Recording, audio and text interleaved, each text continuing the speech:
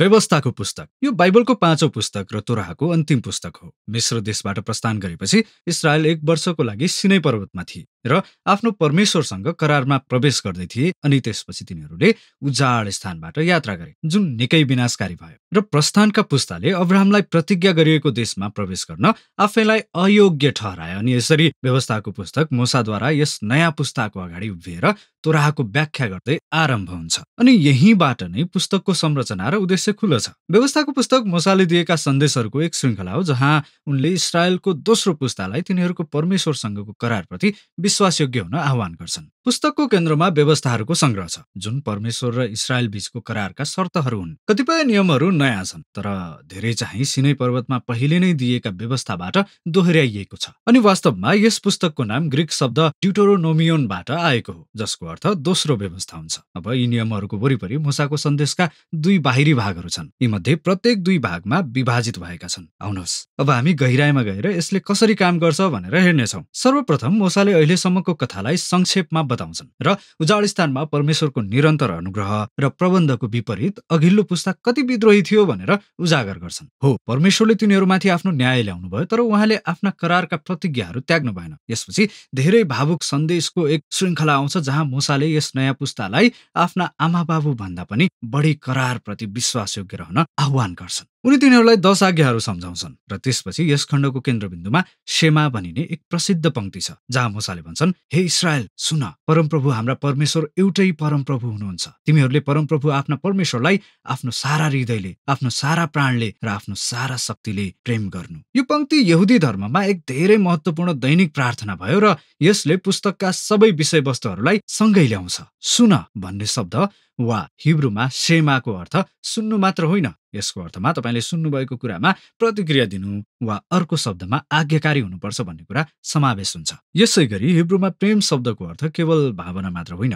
यो परमेश्वरप्रति सम्पूर्ण हृदयको भक्तिको निर्णय हो, जसमा तपाईको इच्छा र भावनाहरू, तपाईको मन र तपाईको हृदय समावेश हुन्छ। अब इस्रायलको लागि परमेश्वरप्रति तिनीहरूको आज्ञाकारिता र भक्तिले धेरै ठूलो उद्देश्य पूरा गर्दथ्यो। व्यवस्थाका नियमको पालनाले इस्रायललाई राष्ट्रहरूका बीचमा एक विशेष मानिसहरू बनाउनेछ, जस्तो परमेश्वरले सिनै पर्वतमा भन्नुभयो। तिनीहरू पुजारीहरूको राज्य बन्नेछन्। अनि मूसा अब भन्छन्, कसरी व्यवस्थाका नियमको पालन गरेर इस्रायलले सारा संसारलाई परमेश्वरको बुद्धि र न्याय देखाउने मौका पाएको छ। शेमाको अर्को मुख्य विचार यो हो कि इस्रायललाई आज्ञा पालन गर्न र प्रभुमा मात्र समर्पित हुन बोलाइएको थियो, वा शाब्दिक रूपमा हिब्रूमा यसले भन्छ, परमप्रभु एउटै हुनुहुन्छ। अब यस सन्दर्भमा मुख्य कुरा यो हो कि परमप्रभु नै एक परमेश्वर हुनुहुन्छ अनि इस्रायलले उहाँको आराधना र आज्ञा पालन गर्नुपर्छ। इस्रायल कनान देशमा जाँदै थियो, जहाँ मानिसहरूले देवताहरूको मूर्ति पूजा गर्दथे, जसले सृष्टिका सबै विभिन्न पक्षहरूलाई प्रतिनिधित्व गर्दछ, सूर्य, मौसम, यौन, युद्ध। र मूसाको विचारमा यी देवताहरूको आराधनाले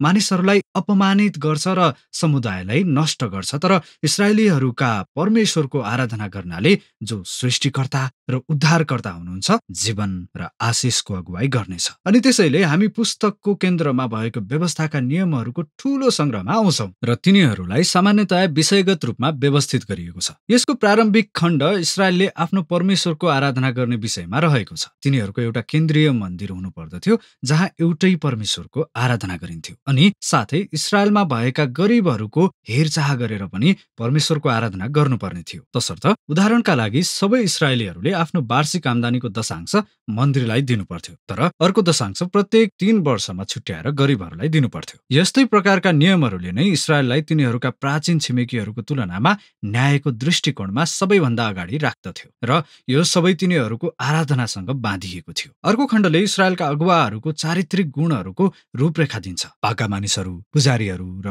राजाहरू सबैलाई करारका नियमको अख्तियार मुनि राखिएको थियो, जसलाई परमेश्वरले भन्नुभएको थियो कि उहाँले अगुवाहरूलाई जवाफदेही राख्न अगमवक्ताहरू पठाएर लागू गर्नुहुनेछ। इस्रायलका छिमेकीहरूको विपरीत, जहाँ राजाहरूलाई ईश्वर र स्वयं कानूनको रूपमा मानिन्थ्यो, त्यही इस्रायलका अगुवाहरू व्यवस्था र अगमवक्ताहरूको अधीनमा थिए। यसपछि इस्रायलको सामाजिक जीवनको बारेमा नियमको ठूलो खण्ड छ, जहाँ विवाह, परिवारमा र व्यवसायको बारेमा नियमहरू छन्, अनि सामाजिक न्यायको बारेमा, साथै तिनीहरूको कानूनी प्रणालीको विषयमा, जसले विधवाहरू, अनाथ र आप्रवासीहरूलाई कसरी संरक्षण गर्ने भनेर बताउँछ। अनि त्यसपछि यो भाग आराधना सम्बन्धी नियमहरूद्वारा समाप्त हुन्छ। अब यी सबै व्यवस्थाहरू पढ्नको लागि यहाँ केही राम्रा तरिकाहरू छन्। सर्वप्रथम यो याद गर्नुहोस् कि यी सिनै करारका शर्तहरू हुन् जुन विशेष गरी प्राचीन इस्रायललाई दिइएको थियो, एक यस्तो संस्कृतिमा जुन तपाईको भन्दा धेरै फरक थियो। त्यसैले दोस्रोमा यी व्यवस्थाहरूलाई धेरै फरक संस्कृतिका आधुनिक कानुनहरूसँग तुलना गर्न उपयोगी हुने छैन। बरु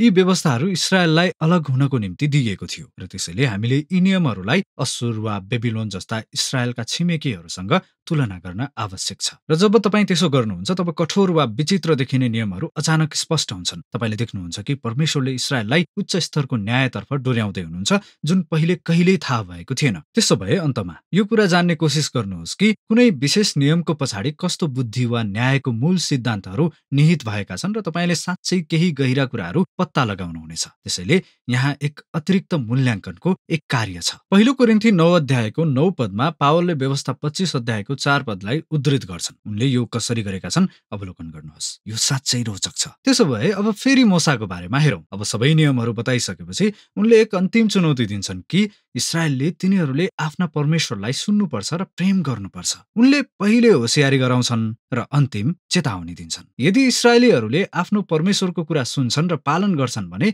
सबै कुरा राम्रो हुनेछ, अर्थात् धेरै ईश्वरीय आशीर्वाद प्राप्त गर्नेछन्। तर यदि तिनीहरूले सुनेनन् र विद्रोह गरे भने अनिकाल, महामारी, विनाश र अन्ततः देशबाट निर्वासन हुनेछन्। अनि मूसाले निर्णय गर्न बाध्य पार्छन्। उनी भन्छन्, आज मैले तिमीहरूका लागि जीवन र मृत्यु, आशिष र श्राप, असल र खराब राखेको छु। यसैले जीवन नै रोज र परमप्रभु तिमीहरूका परमेश्वरलाई प्रेम गर्दै आज्ञा मान्दै बाँचिरहो। तर त्यसपछि मूसाले भने, मलाई थाहा छ कि मेरो मृत्युपछि तिमीहरूले विद्रोह गर्नेछौ र परमेश्वरबाट तर्केर जानेछौ र निर्वासनमा लगिनेछौ, जुन एक प्रकारको निराशाजनक कुरा हो। तर फेरि उनी यी मानिसहरूसँग दशकौंदेखि रहेका छन् र यो स्पष्ट हुन्छ कि उनले धेरै आशा गरेका छैनन्। तर सबै त्यस्तो छैन, मूसा भन्छन्। एक दिन जब इस्रायलीहरू निर्वासनमा बसिरहेका हुनेछन्, कुनै पनि बिन्दुमा तिनीहरू आफ्ना परमेश्वरमा फर्कन सक्छन्, जसले तिनीहरूको हृदयको खतना गर्नुहुनेछ। मूसा भन्छन्, ताकि तिमीहरूले उहाँलाई आफ्नो सारा हृदय र प्राणले प्रेम गर्नेछौ र बाँच्नेछौ। अब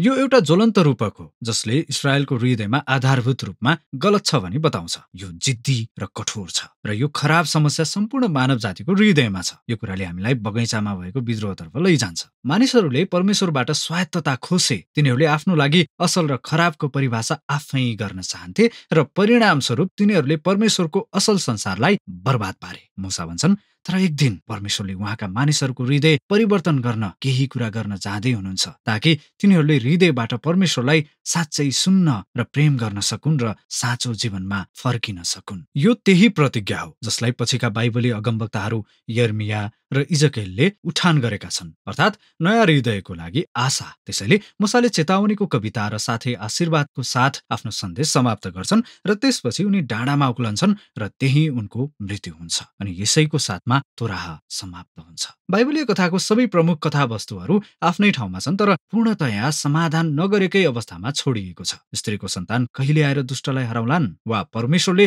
कसरी सारा संसारलाई बचाउनुहुनेछ र यस परिवारद्वारा सबै जातिलाई आशिष दिनुहुनेछ, अनि कसरी परमेश्वरको पवित्रता ती मानिसहरूसँग मिलापमा आउनेछ जसले निरन्तर विद्रोह गर्छन्, अनि परमेश्वरले आफ्ना मानिसहरूको हृदयलाई कसरी रूपान्तरण गर्नुहुनेछ। यो कुरा पत्ता लगाउन तपाईले निरन्तर पाठ गरिरहनु पर्नेछ। तर अहिलेको लागि व्यवस्थाको पुस्तकमा भएका विषयहरू यी नै हुन्।